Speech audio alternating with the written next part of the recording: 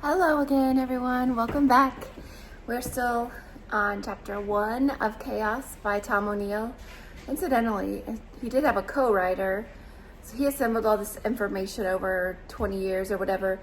But this guy, Dan Piepenbring, is the one who actually kind of wrote it with him to get it done. Because there's a lot of info, and I think Tom O'Neill was just overwhelmed with it and didn't know how to put it all together. So I didn't want to leave Dan Piepenbring out since he's the one. Incidentally, I think I saw an interview with Tom O'Neill that said this book never probably would have happened if Prince hadn't died, because Dan Piepenbring was working with Prince to write his own autobiography. And when he died, everything stopped. So he was free to do this, basically. So a little side note there if you're interested. All right, so let's finish up chapter 1. The next little section is called Bloodthirsty Robots. All right, early press accounts of Manson and the family were all over the place. The media had started to label the family as a nomadic band of hippies and a pseudo-religious cult. The underground press had sympathy for him, thinking him innocent. One LA counterculture paper named him Man of the Year. That's disgusting, right? I watched television footage of him and saw no trace of his fabled charisma. He brought controlled insanity whenever he appeared before the bench. He argued with the judge, and the girls mimicked him. It's really a spectacle. If you ever find any footage of it, it's hard to even, it's mind-boggling, really. They all refused to obey even the most fundamental rules of courtroom decorum. One journalist wrote that he led a mystical, semi-religious, hippie, drug, and murder cult. Another described him as a bushy-haired, wild-bearded little man with piercing brown eyes. Also, if you're wondering, there is as I was wondering this when I was younger and heard about this story, I didn't realize that why Manson would be also considered guilty of murder, because he wasn't actually the one to kill anyone. But if you're in on the conspiracy to do it, you're just as culpable in court, apparently. So, in case anyone was wondering. All right, beneath the spectacle, I could glimpse the public's truer, more profound interest in the case. Same puzzle that would consume me. How and why had these people devolved into criminals? And more pointedly, could it happen to any average American child? The trial started in July 1970. The jury was sequestered at the Ambassador Hotel, where 2 years earlier Bobby Kennedy had been assassinated. The Superior Courthouse in downtown LA became the center of a media circus unlike any other the nation had ever seen. The 6 defendants, Charles Manson, Patricia Krenwinkel, Susan Atkins, Leslie Van Houten, Steve Grogan, and Linda Kasabian, received the kind of scrutiny known only to the most famous celebrities in the world. In case you're wondering, Tex Watson was tried separately away from the other family members, mainly because he was in Texas and they would not extradite him. Vincent Bugliosi became the public face of the state. Though you'd never know it to look at them, the two were the same age. So he and Manson were the same age. I believe Manson was a little bit older, a couple months older. In Helter Skelter, Bugliosi claims he didn't like the stereotyped image of the prosecutor as a right-wing law and order type, intent on winning convictions at any cost. But that's exactly how he came across. With his opening statement, Bugliosi, no less colorful a character than Manson, made what was already a sensational case even more so. The motive he presented for the murders was bizarre. In his telling, it crossed racism with apocalyptic biblical rhetoric, all of it set to a melody by the Beatles. Pretty much does sum it up if you've read the story. Manson was an avid follower of the Beatles and believed that they were speaking to him through the lyrics of their songs. Helter Skelter, the title of one of the Beatles songs, meant the black man rising up against the white establishment and murdering the entire white race. That is, with the exception of Manson and his chosen followers, who intended to escape from Helter Skelter by going to the desert and living in a bottomless pit. How do you live in it if it's bottomless? A place Manson derived from Revelation 9. Nothing like this had ever been heard in a courtroom. People kill one another for all kinds of reasons, but they're usually personal, not metaphysical. Seldom had threads like these, racism, rock music, the end times, been woven together in a single lethal philosophy.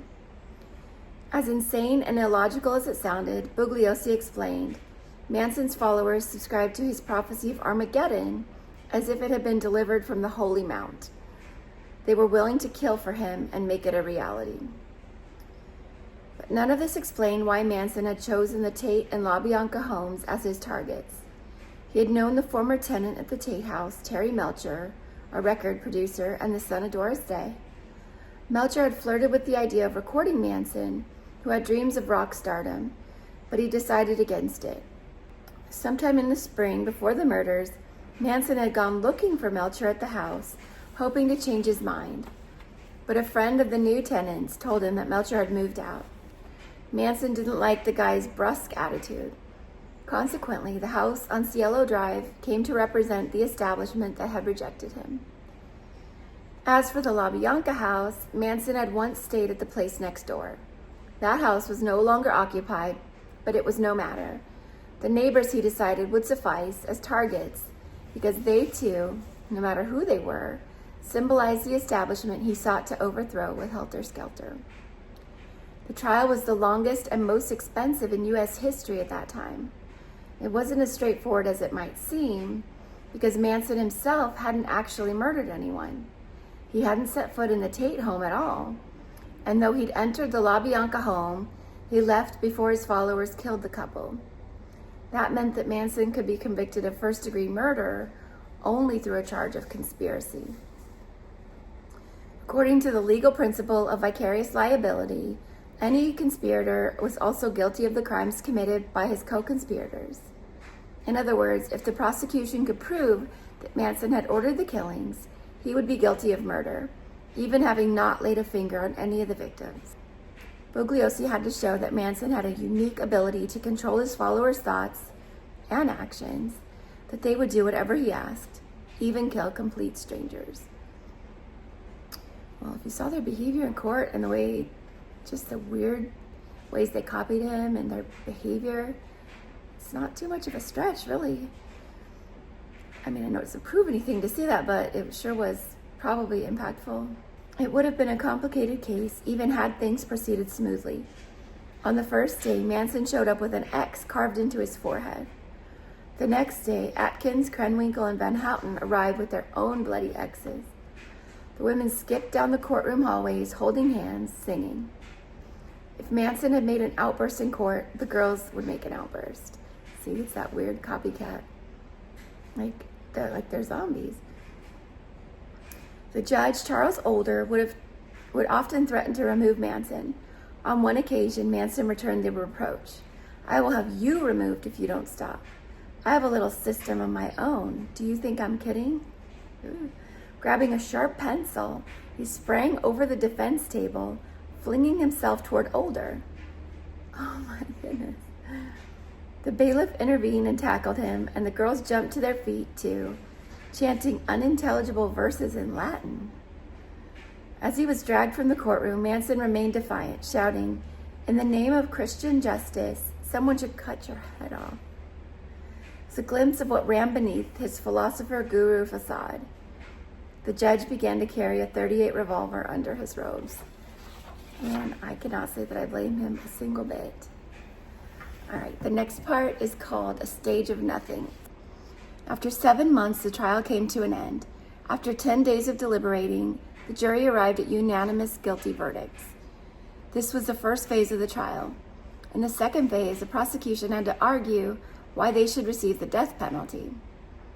And this is California, which, spoiler, death penalty goes away eventually, so it doesn't matter. They're not put to death. But they did spend their lives in prison. I'm pretty sure most of them are dead now. Their case led to more unbelievable testimony, including not only the use of LSD as a recreational substance, but also as an agent of mind control. This is where we get into the mind control stuff, which is what I am here for. This phase caused many questions. Had Manson really brainwashed people? If so, how? And if one person was under the control of another, then who was responsible for that person's actions? In this phase, for the first time, the three women took the stand: Atkins, Krenwinkel, and Van Houten. One by one, they explained their roles in the crimes, absolving Manson of any complicity and proclaiming their utter lack of remorse. The families of the victims had to listen to the account of what their family members endured in detail. The women explained that to kill someone was an act of love because it freed that person from the confines of their physical being. Susan Atkins recalled how Tex Watson had told her to kill Sharon Tate. When asked if she had any animosity toward any of the victims, she only shrugged. She said that she knew that what she was doing was right because it felt good. It's just so awful. Krenwinkel stated that she had felt nothing when she killed Abigail Folger. She said it was just there, and it was just like it was right. What is it? Does she mean her, and she's just dehumanizing her? Van Houten told the courtroom that saying sorry was meaningless, that it wouldn't bring back anything. It happened, and she's gone. Even though the women had no sense of remorse, Bugliosi would still find it tricky to secure the death penalty. His reasoning relied on a seeming contradiction.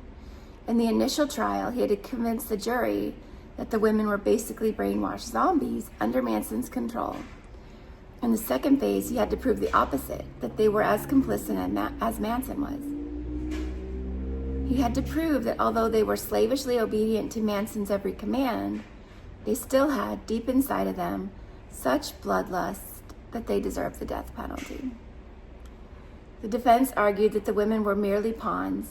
Manson had used an almost technologically precise combination of drugs, hypnotism, and coercion to transform these formerly nonviolent people into frenzied psychopathic killers. It's true, they had no history of violence, these people. It does make you think. At that point, scientists had only been studying LSD for about a decade. Manson, according to the defense, had used the drug to train his impressionable followers, gaining access to the deepest recesses of their minds and shaping them to his own designs.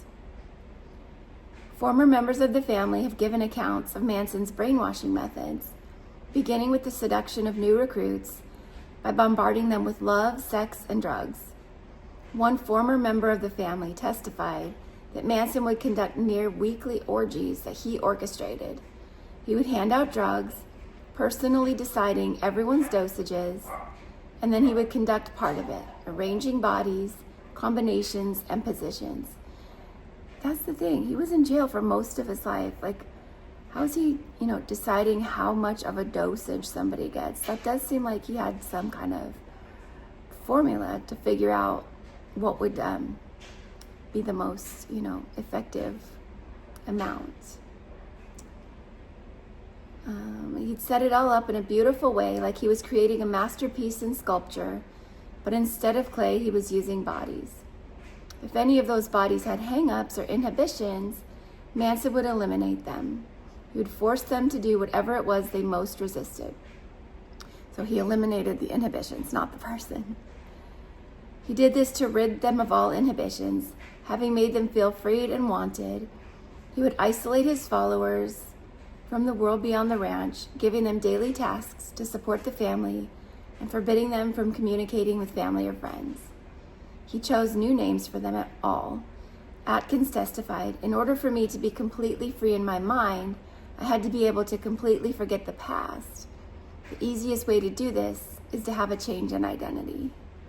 Now, I was told there were no newspapers, no clocks, no method for knowing, when and where. I mean, I guess they knew where they were, but no sense of time or date, or I guess they would know the season just by the weather, but that helped in his process, I guess. Their induction was complete after they participated in lengthy LSD sessions, often stretching over consecutive days with no breaks, during which Manson only pretended to take the drug or took a much smaller dose. Clear-headed, he manipulated their minds with elaborate word games and sensory techniques he developed in the 2 years since his release from prison. Once again, he's basically this homeless dude, kind of wandering around, just a little nomad. How is he developing these techniques in 2 years? Seems a little sus to me. With only minimal downtime between acid trips, detachment was that much easier. Every experience led the family to drift further from reality until eventually even basic contradictions made sense. Death was the same as life, good was no different from bad, and God was inseparable from Satan. Yikes. Family member Paul Watkins believed that Manson wanted to use LSD to instill his philosophies, exploit weaknesses and fears, and extract promises and agreements from his followers. And it worked. Watkins said Manson excelled at locating deep-seated hang-ups. He took up residence in people's heads, leaving them with no point of reference, nothing to relate back to, no right, no wrong, no roots. They lived in a new reality summoned by LSD, which left them melt-twisted and free of pretension in timeless spirals of movement. Melt-twisted, that's a quote. Another family member said that the goal was to burn yourself out, to take so much LSD and listen to so much of Charlie's music that you return to a purity and nothingness, resembling a new birth.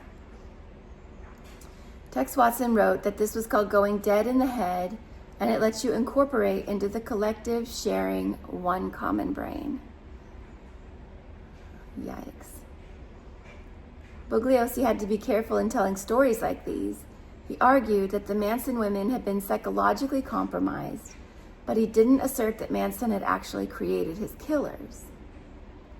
Despite Manson's talk about reprogramming, there was no template for one person ever having done such a thing to another. Ever. I mean, it's like we know about it now, and so we have just, with the passage of time, it's not that shocking, but it is shocking, but at that time, no one had ever heard of such a thing. It's horrifying even now, but even at that time, it was like, wait, what? That's possible? Okay. Instead, Bugliosi purported that Manson's followers must have had some pre-existing homicidal impulse buried in their subconsciouses. Manson had learned to recognize and exploit that impulse. But even so, each woman was responsible for her own actions. Then as now, this position was fascinating and perplexing. It posited a form of brainwashing in which the brainwashed were still, to some degree, themselves. Yikes. I've been saying yikes a lot. Sorry about that. Some of the stuff, it just makes you speechless. I don't know what else to say. When it came time to decide on the death penalty, though, the defense called a series of psychiatric experts who disagreed. Manson had brainwashed his followers, they said, and those followers couldn't be culpable for the murders. LSD had given him a portal to the most labile parts of the subconscious. The scientists explained how acid could break down and reconstruct someone's personality, how a sober guide intended to lead someone peacefully through the many hours on this acid trip could abuse the role, inserting violent ideals and beliefs into their minds. With repetition and reinforcement, these beliefs took root and flourished, even when the followers were sober. Throw in other techniques like sensory deprivation and hypnosis, both of which Manson embraced, and it was possible to rewrite someone's moral code, such that she acknowledged no such thing as right or wrong. You guys ever see, I'm sure you've seen it, hypnotists get people to, act like they're a chicken or bark like dogs and do all kinds of crazy stuff. I don't think I would want someone in my mind like that. It just seems so invasive. I mean, it seems innocent, in that application it seems innocent, but no. I don't know if y'all are Harry Potter fans. I am. And there's several unforgivable curses in Harry Potter, and one of them is basically kind of a mind control curse, and I think that is, what gives someone else the right to control someone's mind, their behavior, and some of this stuff, the MK Ultra stuff, people did these crazy things and had no memory of it afterwards. If you ever look much into Bobby Kennedy's supposed assassin, Zeron, he still doesn't have any recollection of shooting Bobby Kennedy. So, in my opinion, and in many others' opinion, he was MK Ultra'd. But I like to think there's a special place in hell for people who do stuff like this. I mean, you're taking over who someone is, and that's sacred. Like, it just shouldn't be done. That's all. All right, moving on. Dr. Joel Fort, a research psychiatrist who opened the country's first LSD treatment center, was one of the defense witnesses. He believed that Manson had used LSD to produce a new pattern of behavior for the girls, resulting in a totally neutral system which saw death or killing in a completely different way than a normal person sees it, free of social concern, compassion, and moral values. In one of the most remarkable exchanges of the trial, Manson's attorney, Irving Kanarek, asked Dr. Fort if a school for crime could exist, peopled with social rejects and fueled by LSD.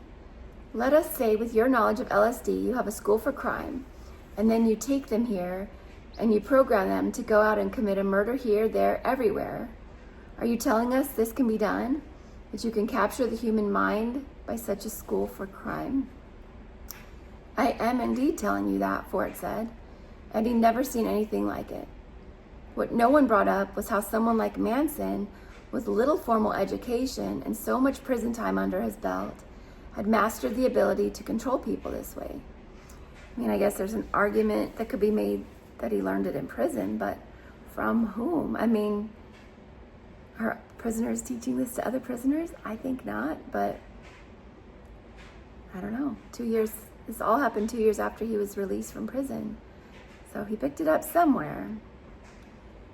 I read someone saying, well, he studied Scientology in prison, and there's, I don't know, I don't know a whole lot about Scientology other than I want nothing to do with it.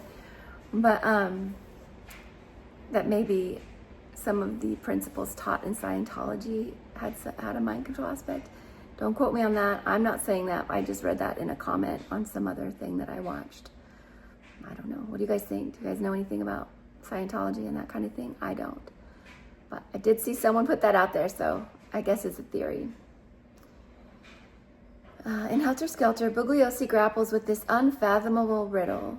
How did Charles Manson, a barely literate ex-con who'd spent more than half his life in federal institutions, turn a group of previously peaceful hippies, among them a small-town librarian, a high school football star, and a homecoming princess, into savage, unrepentant killers in less than a year? Bugliosi conceded that he still didn't have the answer. All those factors contributed to Manson's control over others. He writes, but when you add them all up, do they equal murder without remorse? Maybe, but I tend to think there's something more, some missing link that enabled him to bastardize the minds of his followers, that they would go against the most ingrained of all the commandments, thou shalt not kill, and willingly, even eagerly, murder at his command. Maybe something in his charismatic, enigmatic personality, some tangible quality that no one has yet been able to isolate and identify. It may be something that he learned from others. Whatever it is, I believe Manson has full knowledge of the formula he used. So they're saying there is a formula. And it worries me that we do not. In the end, Manson and his followers got the death penalty. Bugliosi said they had coursing through their veins the willingness to kill others. For the jury, as for the public, that was a much more comfortable truth. These people were an aberration. Brainwashing, complete loss of agency, these were difficult to contemplate, let alone to accept. When you take LSD enough times, you reach a stage of nothing, Manson said in court. You reach a stage of no thought. No one wanted to dwell on that. ingrained evil teased out of the young women by a mastermind. That was something. And something was better than a stage of nothing. The jury delivered death sentences, and with that, the family was swept off the national stage, and the public could relegate these grisly crimes to the past. 7 people had been brutally murdered, but the country was confident that we knew how and why, and that the evil people were behind bars. And I guess that was enough at the time to ease people's minds.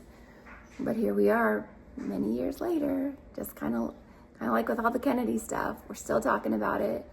There's not a good answer for it, but there is something that if you've listened to or read any of the documents that have been released recently regarding the JFK assassination, there's a lot of CIA trickery, or just stuff that over the years, lots of stuff has trickled out about the certain operations and stuff that the CIA has been involved in. But you guys ever hear, we all heard about the Unabomber. He had been in some special program at Harvard. He went to Harvard when he was 16. And it was some mind manipulating program that he participated in at Harvard. And he went on to do unspeakable acts as well. So it just makes you wonder, how much do we know a little bit, but we don't know a lot. And I'm sure there's a lot more that we don't know. And, is it still going on? Probably in some fashion. Probably gotten better at covering their tracks, maybe. I don't know. But it's horrific nonetheless. What did you guys all think about that? I don't know what people think about the death penalty. Like I said, it's no longer enforced in California, so none of them actually were put to death. But I don't know. I think even people that don't believe in the death penalty might make an exception for such heinous evil. I don't know. What do you guys think? I know it's a controversial issue, but I don't know. Anyways, that's the end of chapter 1. I hope you guys are enjoying it. That's just kind of the background of the trial, the crimes in the trial, but the rest of it is more the how, the why, and yeah, it's very interesting. So hold on to your hats. Just kidding. All right, guys, see you in the next one. Bye.